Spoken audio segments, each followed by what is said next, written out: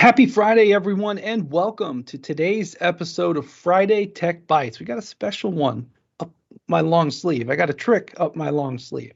But before we get started, I want to know where you all are joining us from. I'm in really cold Ohio today, but what's that I see? Oh my goodness. The United Kingdom is in the house already? Oh goodness. I've got my producer in Texas. The other producer is in Atlanta, but I've got a special guest joining me from the Hollywood of UK, Mr. Michael Paul, one of the Veeam legends. How you doing today, Michael? Hey Ricky, I'm doing great, thanks. How about you? I'm doing great. And I say Hollywood of the UK. You've got a sweater on too, mate. But it's one of the few places in the UK where you can get pretty good winter in a lot of parts of the year. So, no, awesome. Thanks for joining us. Sorry for the cheeky comment. But Michael, hey, before we get into it, introduce yourself. Let the audience know who you are. You're a special one.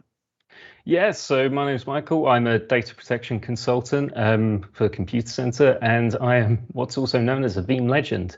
If you don't know what a Veeam legend is, come check out the Veeam Community Hub, and you'll find out an awful lot more information there. Yeah, Michael is one of our go-to sharers in that community hub, and it was a great way to help, kind of identify new experts. And he's been with a partner of Veeam. He sees a lot of these things every day. And let's walk into this, Michael, of kind of how do we get into this topic? I said to a lot of the legends, I'm like, does anybody have a topic they want to talk about? And you came up with one word. And tell us about that word, Michael, and how you kind of fell into that. Yeah, so I started talking about encryption or backup encryption. And what I find is there's a huge amount of talk about ransomware and, immutability and the attempts at recovery. But ransomware is more than just that. There's really this cat and mouse game that's constantly going on between malicious actors and people like us trying to protect everyone. And it's focusing on the next level of that, actually focusing on the extortion piece. So backup encryption is a great way to protect against that. And yeah, we'll find out what's the secret sauce to it. Indeed. So let's jump into the slides here. And, actually, before I go there, I got to give Michael on Paul, Miko Paul on Twitter. And you also have a blog. I think it's I do. mikopal.com. Is that Yeah, right? that's the one. Yeah. Come Okay, join cool. it if you want to see all my Veeam stories, whether that's me breaking a lab or just showing all the latest and greatest features that you can do with Veeam. Hey, I break labs too. I do it every day. But Michael did get highlighted on the community recap this week. But let's start with a quote around encryption. And this is near and dear to my heart. So this is quoting myself. And I like to say, encrypt your data in the cloud or someone else will. And, it's a little bit cheeky, but let me kind of walk into how that came about, Michael, because when I grew up doing IT, I used to say, if you send data out of your building, encrypt it. Right. So think of Yeah. like tapes on a truck. That's, how old I am. But I think in modern day times, you talk about extortion. I think we need to revisit many areas where we can do this type of encryption. So kind of walk us into the why that you think we should encrypt. Yeah, so first of all, okay, what is special about backups? Why should we encrypt them? Well, when we actually think about all of those amazing features that Veeam has offered us to integrate with our workloads, that actually makes it a prime target for malicious actors. Straight away, you've just got the obvious, the storage efficiency. Our backups are compressed, they're deduplicated. All the data efficiency techniques that Veeam can squeeze out of this to get the backups as small as possible, that makes egress of that data a lot easier. And if you think how many people have actually got platforms that are noticing if their backup servers are shipping data off-site, you might already be doing backups to the cloud. So a massive egress of data, you're not going to notice. Do you really notice if another full backup goes out the door? Probably not. And then we have the application-aware processing side of things. And just to put that in another context, this is, your Active Directories, this is your SQL servers, this is your Exchange databases, SharePoint, Oracle, so much more. Veeam is integrating with these to actually make sure that when it takes a backup, it's recoverable. So if I was a malicious actor that's actually trying to get a good copy of your database, all of your customers, all the confidential information, what better than a backup that has already been integrated into? So I know it is a perfect and recoverable copy. And So Yeah. That's like we've always been talking to Veeam about this self-describing portable backup format. So it's kind of a big game target, lack of a better word, because it's all in there. I mean, that's the one way to look at it, right? exactly, and it's not even just the applications as well, you know. So we need to assume these days that someone is already in the house. You know, the door has already been broken in, someone's in there. We need to make sure that our stuff within the environment is safe. And it might be that someone's in there, they've found a backup. Okay, I'm going to egress that back to a known good location for them. Very bad news for us, but they might not have actually taken down the network yet. So it's not just files that we're backing up here with Veeam, it's actually the entire system configuration.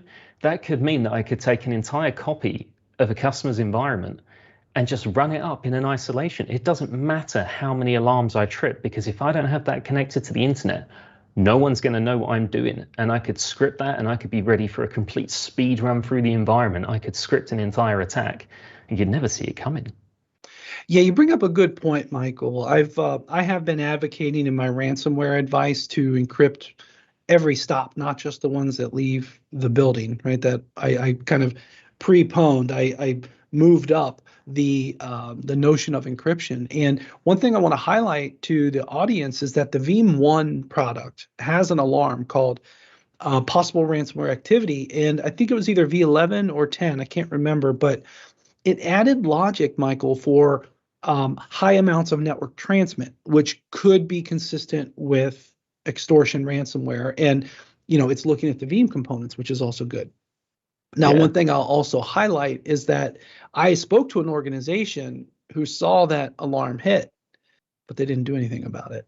And that's where my heart hit the floor. So if you do have Veeam One, set up alarms for that possible ransomware activity alarm, so that can really help you out. Just got word from the producers that the application is ready. So speaking of being in the house, let's go and see who's in the house with us. And we're live on 3 platforms here today. So we've got, wow, let's start with North America. We got Canada, Mexico, we've got Ohio, Indiana, Florida, Wisconsin. Randy Lee, thanks for joining us, man. I gave you a thumbs up. Nice guy, one of the Veeam teamers up there in Wisconsin. Got to see him, I guess it was last week. Over in Europe, we have Germany, we have France, we have Switzerland, Belgium, Italy, and Malta.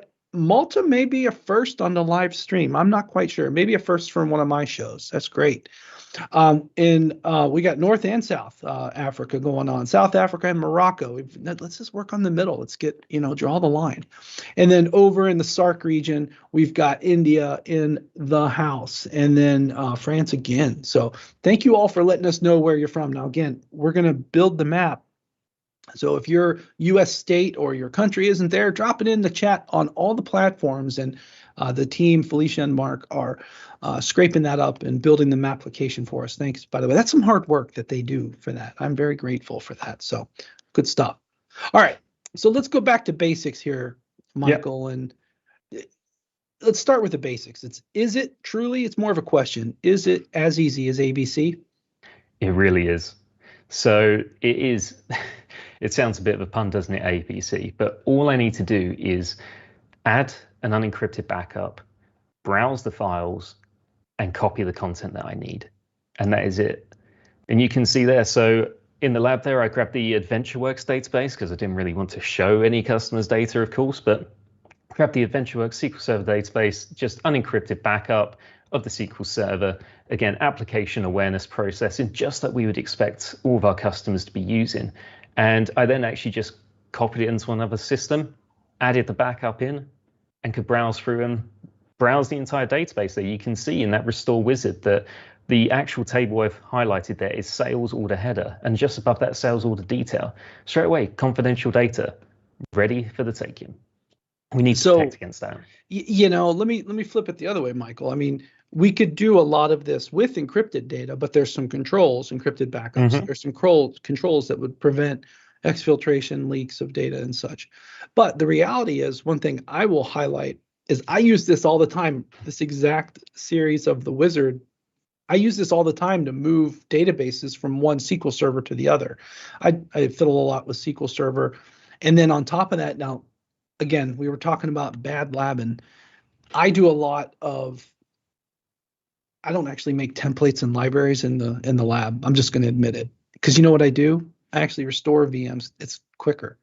I use Veeam to restore rather than maintain a template library, because I can also take, like, for example, my Hyper-V template, but I could restore it to VMware, or I could restore it to the cloud too. So little lab trick, you can use Veeam to do things that you didn't think you could do. But anyways, so this is the problem. It's that easy as ABC to get to data. So walk us to the promised land. How do we fix this? All we need to do is, for our backups, we just need to set an encryption password. Now, there's multiple ways of keeping track of that. You could use the Veeam Enterprise Manager for password loss prevention. You could even, if you've got some sort of managed service provider, or just some password vault that is outside of your fault domain, store the password within there. Well worth doing. And that's it. The moment we do that, I went to do the same thing here, copy the backup to another system, try to add it in, and you can just see invalid password. And that's not just a Veeam GUI front end. That is encrypted data using proper encryption standards. Rick, you'll correct me if I'm wrong here, but AES 256 encryption. Yes, it is. It is AES 256, and it, correct me if I'm, I believe it's called through the WinCrypto API for the Windows encryption parts. And now we can now encrypt on Linux and other things, but at least for in the console management of it. And the components interact with this password for the AES 256 encryption. So it is truly the gold standard of encryption. And we have a FIPS module. And what's interesting, Michael, is we can turn FIPS on even if you're not like US federal government. You can turn FIPS mode on and get a higher band of encryption. Always worth doing. And before we move on from that, I mean, one of the things I'd just like to point out with this is when you have your traditional confidential information silos, you know, if we think of HR documentation, there might be employee records, you could have, you know, any sort of payroll information. Generally, organizations are using systems such as EFS to make sure that your access controls and the readability of the data are separate things. Why not extend that to your backups? And that's exactly the point we're trying to drive here. There's no reason not to. No performance penalties.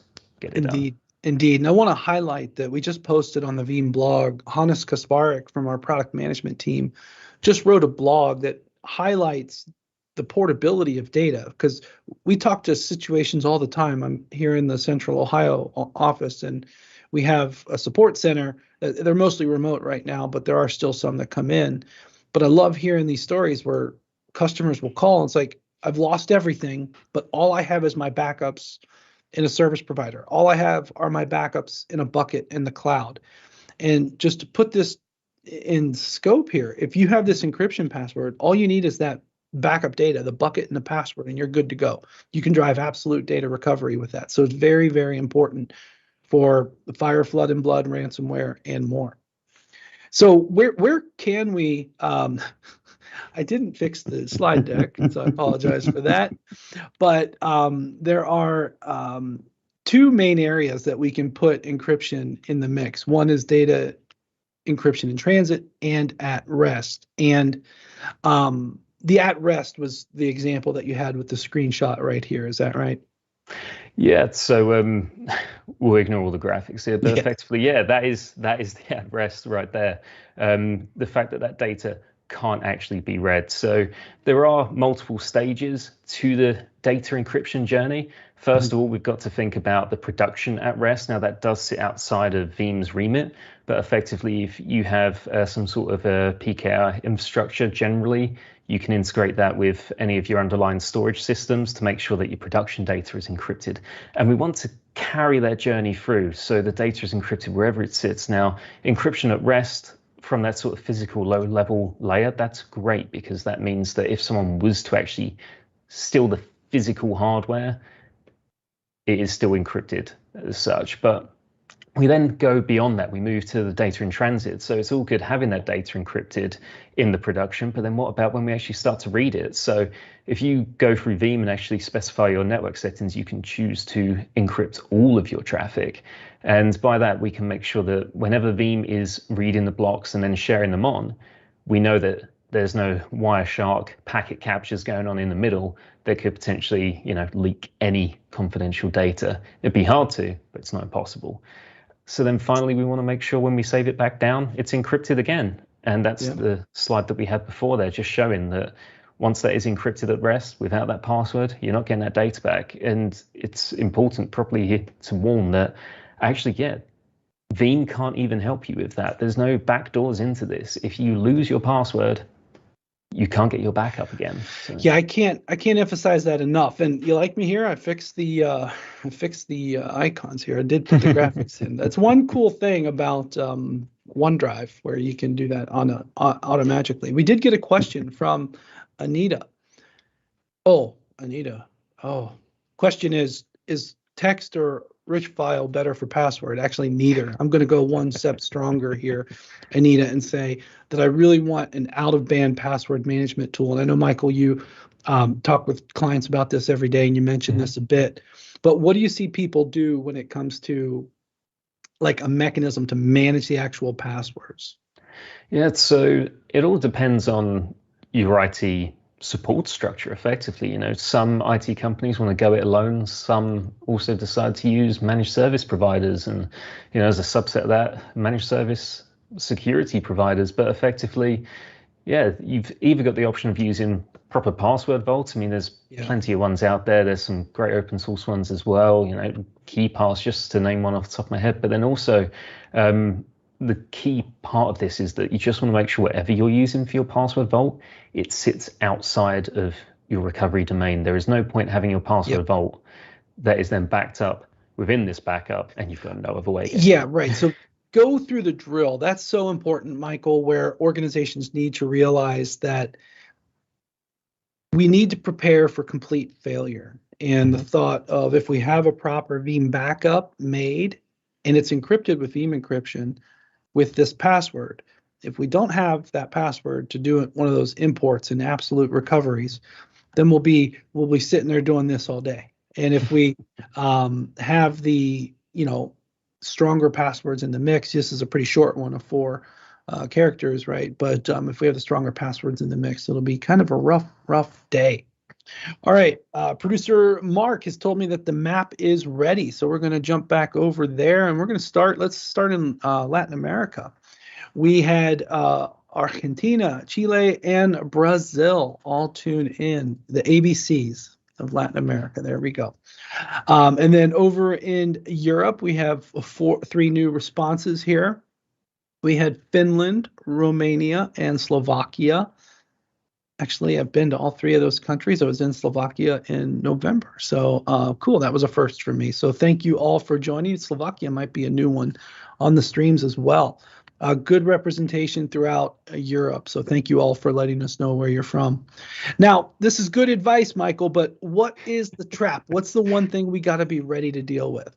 Right. Before we go into this, I have to say thanks to Rick for actually making this happen. So when I was putting this together, I said to Rick, I really want a dragon. One of the things I always used to love with, I think it was Firefox, the web browser, you want to start messing with the advanced settings and it would actually give you the warning, here be dragon. So I had to get that. And thanks, Rick, for getting that sorted. So yeah. It's not me. It's Veeam Creative. I got to give a shout to, it was Microsoft Ignite. We had a sponsored session and we got an opportunity to do the Veeam fantasy role-playing game. This was all Corinne's idea. She had this done. Our Veeam creative people, by the way, I'll tell you this little secret. If you ask our people who do the PowerPoints and all the video design, if you ask them to truly be creative, like make me a dragon, they will put that at the front of the line and get it done. So this is the Microsoft Ignite dragon. So that's the background story of this. Brilliant. Next time we need Alfred riding it, though. There he is. So there are some warnings. These are just the gotchas that people don't always realize, and there are impacts to enabling backup encryption. If you're not doing what we call the greenfield deployment, you're not deploying Veeam for the first time, you've probably already got backups, and suddenly you want to start changing it. You've gone, oh, actually, yeah, maybe I have got encryption on cloud storage, tape, USB, whatever that is. Every backup you've encrypted, well done, give yourself a pat on the back, because it's far too easy to think of the one thing you've got wrong. It's important to also recognize the amount you're doing right. So Yeah, you start to enable the backup encryptions. The next backup is going to be an active full. So make sure that your repository is sized appropriately for that. And then secondly, speaking about the repositories, if you're using REFS or XFS as your file systems, you're going to be used to the storage benefits you get from the synthetic fulls and the fast clone technology behind the scenes. That is not going to work. So you'll temporarily have an increase in storage consumed until all of your unencrypted backups have aged out. And that's because fundamentally, the blocks can't be the same anymore. If your encrypted block is identical to an unencrypted block, it wasn't encrypted in the first place. So it's just something to be aware of there as part of not just your initial, okay, active full, that's going to have a certain impact on the snapshots and the time it's going to take to make that backup. But yeah, you need to make sure your repositories are sized appropriately for that. And then finally, if you are using any sort of deduplication appliances, whether that's, Windows Server has its own data deduplication feature built in, or whether you're using the likes of Dell data domains, for example, you are going to lose the deduplication functionality effectively. It will still exist, but it's going to be incredibly hard to find any deduplication there. So you've got your own design choices to make there, whether it's actually worth keeping your deduplication versus having a less secure backup. But otherwise, if you want to try and strike a bit of a in the middle ground there, you can still focus on your encryption at rest and focus on the access controls to lock down that data. Encrypted backups are still best, though, in my opinion. Yeah, and I'd go one step further. A couple of points I'll add here. By the way, just got word that we're going to do a bonus round of the map. We got the Ukraine has joined from Europe, and we also have Hong Kong has tuned in. That's like midnight 30 for you guys over there. Welcome, thank you. Thanks for joining us, guys. Elvis Lamb, cool name by the way. I like that. Anyways, but back to these points here. The first two, the next backup will be an active full and the temporary reduced space efficiency with the fast cloning. This is akin to really changing the tires while the vehicle's driving down the road. There's going to be a small interruption here because we've started on one way, and if we've implemented encryption, this behavior is going to happen. And then likewise on the purpose-built dedupe appliance storage efficiency, that's true. There will be a loss, right? Now, I do know that a lot of the storage appliances can have target side encryption, and that might be something to encourage as well, especially if, quote unquote, rogue access picking up that data cannot do so unencrypted. And if that's the case, you want to consider just using the purpose built. And I got a comment from the field from Randy Lee. He says, quote, I had a customer tell me that the deduplication rates, quote, really dropped after encryption. Correct. Yeah, it was. You can learn that lesson that way. Mm-hmm. Now, one thing I'll highlight is encrypted data is still a candidate for compression. So keep that in mind. It's just not a real candidate for deduplication in the same way, especially on disks locally on site. It's going to just spin CPU to get just minimal trivial gains, right? So it's not going to be worth it. But again, when you think about the cybersecurity risks, I think this is worth doing. Awesome. So we're going to leave it right here at the Dragon, just because the Dragon's cool. But hey, Michael, thank you so much for joining us here on the stream today. As always, thanks for having me, Rick, and happy Friday to everyone. Thanks for coming to check this out, and we'll be back for more talks, no doubt, soon. Indeed. I love giving the opportunity to take real practitioners with the legends and the vanguards with their contents to share. Another person from Brazil has joined. Thank you. And there's two things I want to highlight coming up next. On Monday at noon, New York time, Industry Insights episode number 78. This time with Jason and Jeff. And the topic is dispelling the myths of regulatory compliance. And, Jeff focuses and has a focus on Veeam's public sector business, especially here in North America. So that'll be a really good episode to check out. And then a week from today, myself and Melissa will be back on the stream talking about the scale out backup repository. We think it's time to bring that one back around. And we got another we got a question on YouTube from Anita. Anita's question is, can I do a 7-zip of a Veeam backup? I don't recommend doing that. First of all, Anita, a Veeam backup will actually have a compression done already as long as you didn't turn off encryption or turn off the compression. Internally, we use like zlib or something like that as a commercial compressor to do that. But if you need to make the backups portable, Anita, which is I think what you're trying to do, I would really look into the export or the backup copy job, or making a copy to like a removable media, transporting it that way. I think just play with some of the other options, or a one-off job, or one of the things I like to do, Anita, because it sounds like you're wanting to move something, okay, is I would set up the capacity tier of the cloud and then put the backups there and then import that on the new site, again, re-entering the password, because remember what I said at the start, if you don't encrypt your data in the cloud, someone else will, but you can use the cloud as that kind of, it's like a modern day sneaker net. You can use a bucket to do that, right? And then if you're wanting to just reduce space, I would work backwards on the Veeam jobs to put a little bit more compression in play.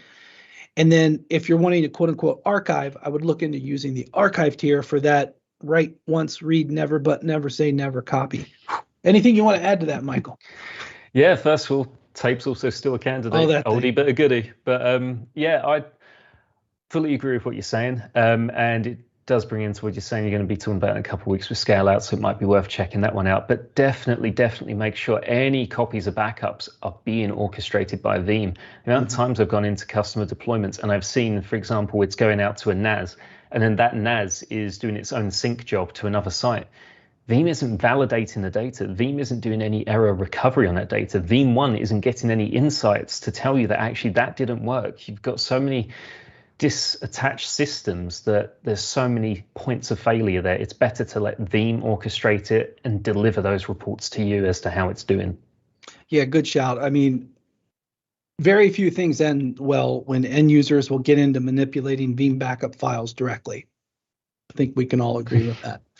Definitely. All right, Phil drops in one more question. How can I become a Veeam legend? Well, Phil, you got to go to the community.veeam.com and you got to engage and you got to be awesome. So that's the short answer. But we would take a biannual intake.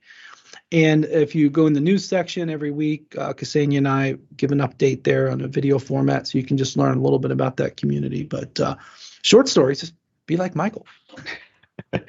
If I can just add to that as well. So I actually recently did a post on there talking about my first year in review, because for those that might not be aware, so the first time I actually got to present alongside the Sir Rickatron himself was actually at VeeamON, where we spoke about, it was an amazing. Yeah, something else.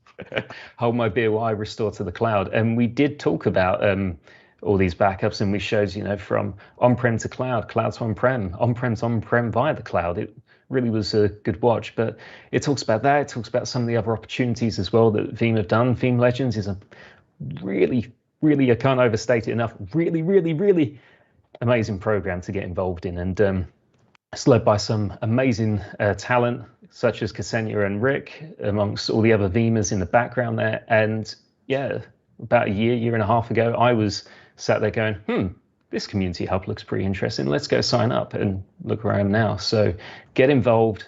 Everyone's friendly. There's some legends on here as well, and hi to all you guys. But yeah, it's an amazing community. Come join in. Yeah, true. You're too kind. And well, Mark just told me PNG, Papua New Guinea, is logged in. So that might be a first for the live stream. So that is great. Outstanding. And so thank you so much for the kind words. And a big shout out to Felicia, one of our producers based in Texas. And then Mark, one of our producers based in the ATL. And on behalf of the whole Veeam team, I'd like to thank everyone for watching today. And again, thank you so much, Michael, for rocking it with me here today. Thanks for having me. All right. Well, that concludes our stream. Have a great weekend, everyone.